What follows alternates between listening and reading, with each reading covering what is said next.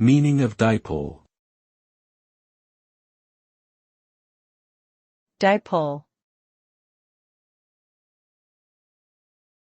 Dipole. Dipole. Dipole. A dipole refers to a pair of electric charges or magnetic poles that are separated by a distance. The term is often used in physics and electrical engineering to refer to an arrangement of two opposite charges, such as a positive and negative charge, that are separated by a distance. The resulting dipole moment is a measure of the strength and direction of the electric field or magnetic field produced by the arrangement.